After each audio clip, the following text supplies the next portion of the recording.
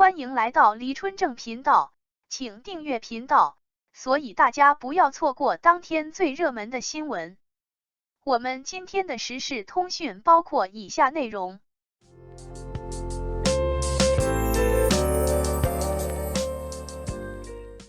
乐华娱乐暴跌，王一博重磅艺人合同今年到期，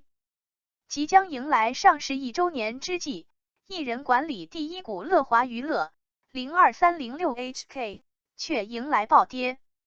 在1月15日大跌 25% 后，1月16日乐华娱乐更是断崖式下跌，午后徘徊在 1.30 港元每股，暴跌 77%， 两日合计跌去 83%， 约55亿港元市值蒸发。乐华娱乐是顶流明星艺人王一博所在的经纪公司，其更被市场称之为王一博概念股。此外，其旗下还有孟美岐、韩庚等知名艺人。如此暴跌，市场猜测是否与核心艺人塌房，指偶像在粉丝心目中形象的坍塌有关。不过截至港股收盘，尚无更多信息披露。有接近乐华娱乐人士表示，暴跌可能与股东股票即将解禁有关。而另一方面，过度依赖单一艺人的模式，也令投资者捏一把汗。1月16日傍晚，乐华娱乐就股价波动公告称，公司经营正常，董事会对本集团未来发展前景抱有充分信心，持有股份的董事均未直接或间接、自愿或非自愿的出售或以其他方式处置各自持有的公司权益。基石投资者的股票还有3天解禁。乐华娱乐于2023年1月19日正式上市。作者注意到，乐华娱乐招股书显示，公司现有股东及基石投资者购买的发售股份禁售期为自上市之日起12个月，控股股东的禁售承诺期为24个月。这意味着基石投资者的股份将在本周五解禁。招股书显示，乐华娱乐的基石投资者共4家，分别为如意旗下的投资控股公司 Sunmass Energy、猫眼娱乐香港有限公司、安踏体育执行董事兼副主席丁世嘉，以及好赞资产。基石投资者认购了1990万美元的股份，持股比例为 4.35%， 其他公众股东持股比例为 20.82%。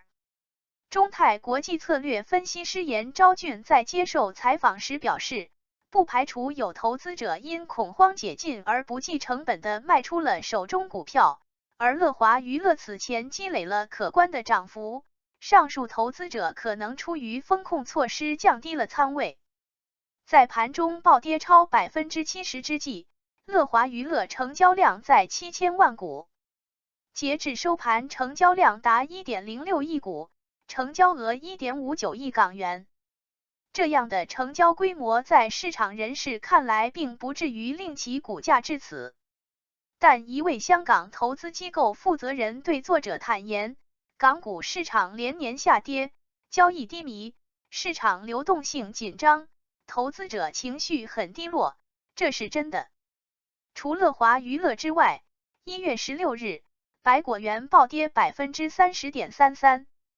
健身应用 Keep 03650HK 在2023年12月4日暴跌 27.56%， 自去年12月以来累计跌幅达到 77.34%。在市场看来，这都是由于其市值较小，在股票即将面临解禁时投资者恐慌出逃，股价缺乏支撑所致。多位艺人合同在今年到期。除市场因素之外，乐华娱乐也面临着营收下滑、艺人合约即将到期等挑战。乐华娱乐2023年中期报告显示，截至6月末，其总收入为 3.65 亿元，同比下降 25.2%。公司称主要是由于市况不佳，导致对签约艺人提供服务的需求下降。上半年，公司录得亏损 1.76 亿元，而2022年上半年期内利润为9270万元，主要是由于可转换优先股的公允价值亏损及收入减少。乐华娱乐招股书显示，其主要业务包括艺人管理、音乐 IP 制作及运营、泛娱乐业务3部分。据2022年年报，乐华娱乐来自这3项业务的收入分别为 8.52 亿元、9861万元、3004万元，营收贡献占比分别为 86.9%、10.1% 和 3.0%。来自艺人管理的收入占据绝对的核心地位。截至2022年末，乐华娱乐共有68名签约艺人，其中2名艺人的微博关注者超过3000万人，分别是韩庚和王一博。乐华娱乐招股书显示，其重要签约艺人还包括孟美岐、范丞丞、黄明昊、吴宣仪、朱正廷等。不过作者注意到，乐华旗下多位重磅艺人的合同关系在2024年左右到期，例如王一博合同将于2024年10月到期，孟美岐合同将于2024年2月到期，黄明昊合同将于2024年4月到期，吴宣仪合同将于2024年2月到期，李汶翰合同将于2024年10月到期。乐华称，一般而言，艺人管理合同将自动续期1至5年不等，除非双方另有约定。但近年来，明星走红后往往选择单飞成立个人工作室，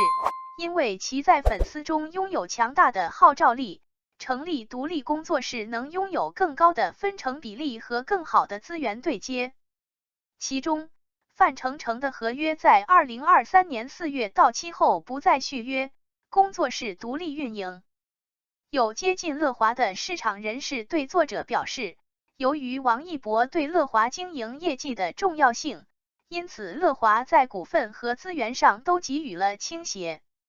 近年来，明星艺人与经纪公司通过股份绑定利益也成为通行做法。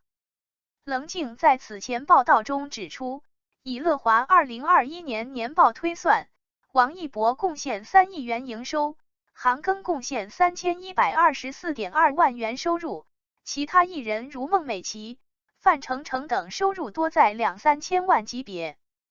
王一博绝对是乐华娱乐的核心资产和摇钱树，其商演和代言活动邀约不断，高负荷工作成为常态。